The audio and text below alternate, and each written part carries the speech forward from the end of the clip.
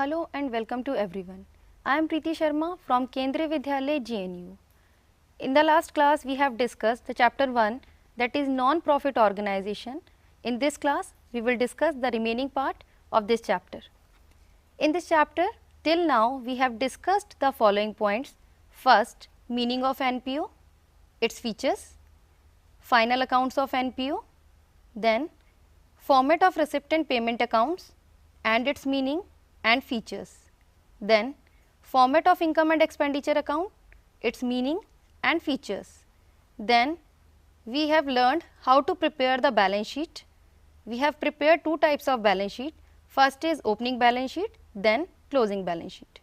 Then we have discussed the treatment of items of income and expenditure account. Seventh, we have discussed the calculation of subscription. Then lastly, we have discussed the fund based accounting.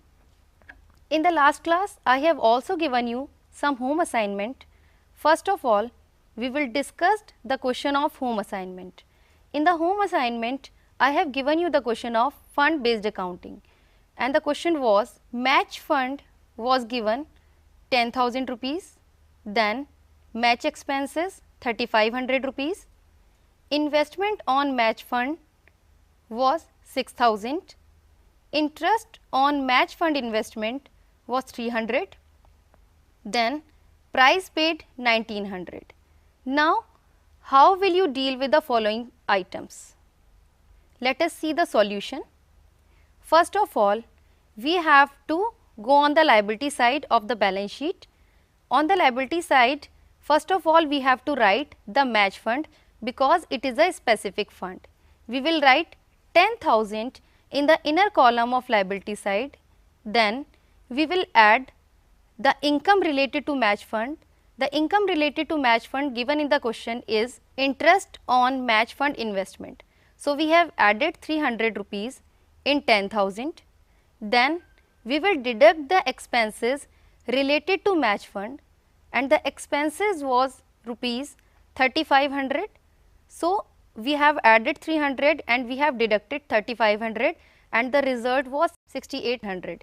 We will write 6,800 rupees in the outer column of liability side of balance sheet. Now let us again see some of the items that was given in the question. Third item was investment on match fund. Investment on match fund will be shown on the asset side because investment is an asset of the organization. Then the fifth point is price paid. Price paid is an expense. We will not treated this expense in the balance sheet because price fund is not given. So we will transfer the price fund in the income and expenditure side on the expense side. So you have seen the solution of this question. Now one more question was also given in the home assignment. The question was, in 2009, the subscription received by King Club of Delhi were rupees 40,900, including rupees 500 for 2008, rupees 1,000 for 2010, and at the end of 2009, subscription outstanding for 2009 were rupees 1,500. The subscription due but not received at the end of previous year, that is 31st December 2008, were rupees 800, while subscription received in advance on the same date were rupees 1,800. Now let us see the solution of this question. Total subscription was 40,900. First of all, we will add outstanding at the end. We have written 1,800, but in the question it was given that at the end of 2009, the subscription outstanding for 2009 were rupees 1,500, but in the solution we have written 1,800. Then how do we have calculated this amount 1,800? You can see in the question, in the third last line it is written subscription due but not received at the end of previous year were rupees 800, and at the starting of this question it is written 40,900 includes rupees 500 for 2008. That means From 800 we have already received 500. So the remaining 300 will be added in the 1500 and the amount of 1800 outstanding at the end was arrived. Then the next item is advance in the beginning. It is clearly given in the question. In the last line it is written, subscription received in advance on the same date, that was 31st December 2008, was rupees 1800. The same amount is transferred in the solution. Then outstanding in the beginning. Outstanding at the beginning is also given rupees 800. So we have just transferred this amount from the question. Then lastly, advance at the end. It is given in the beginning of the question that 40,900 including rupees 500 for 2008 and rupees 1000 for 2010. The amount of rupees 1000 belongs to next year. So this is in advance of the last year. So we have deducted 1000. The amount that is arrived after adding and deduction is 42,700. This amount will be transferred in the income and expenditure account on the income side. So this was the solution of the last home assignment. So now let us discuss the formula of calculation of consumable items. First of all, we have to write the opening stock of consumable goods. We have to add the purchases during the year. Then we have to deduct the closing stock. The balance to be shown in the income and expenditure account. You can see the formula, and explanation of the formula is as follows. First of all, we will write the opening stock, that was the closing stock of the last year. Then we have to see what goods or what amount of goods we have purchased during the year. It may be cash purchases or credit purchases. Then we will see what amount or what stock is remained at the end of the year. After adding and lessing these points, we will get the cost of good consumed. Another formula for the calculation of consumable item is as follows. You can see, first of all, we have to write the amount paid for consumable items. Amount paid means the cash paid for consumable item. Then we have to add opening stock, add creditors at the end, deduct closing stock, deduct creditors at the beginning. Then you can see that amount paid for consumable item, in this we have added the opening stock and creditors at the end.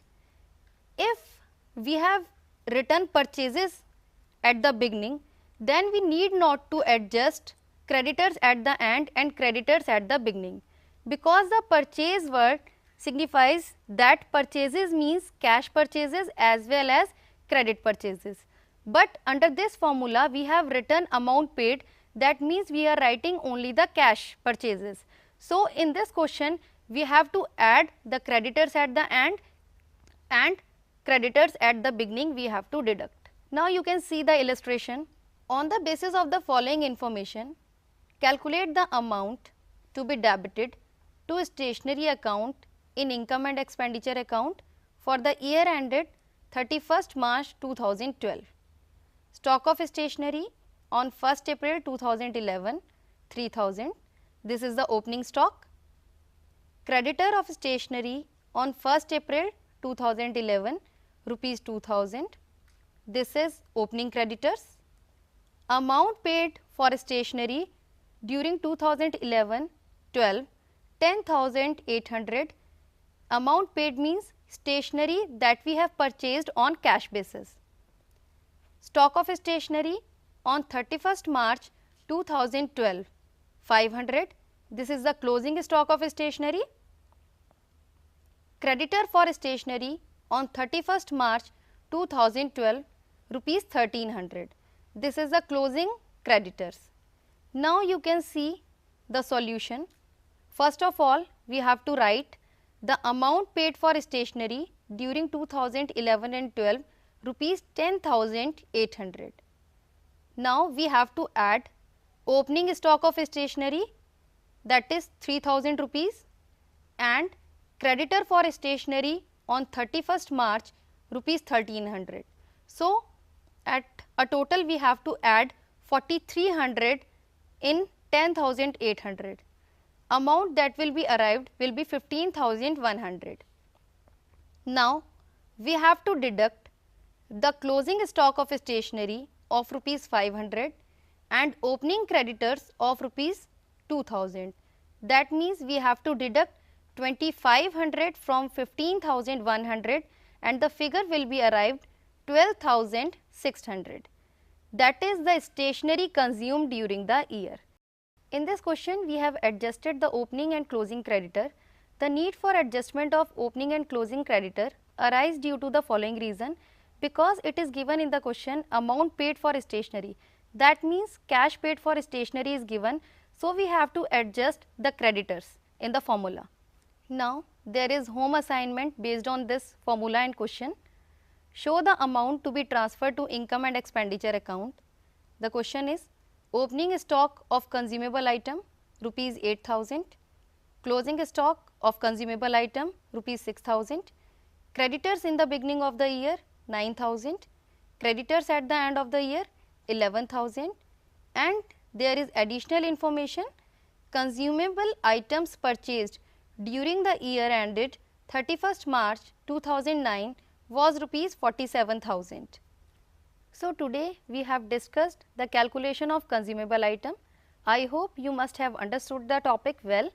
In the next class, we will discuss how to prepare income and expenditure account, receipt and payment account and balance sheet. Thank you. Have a nice day.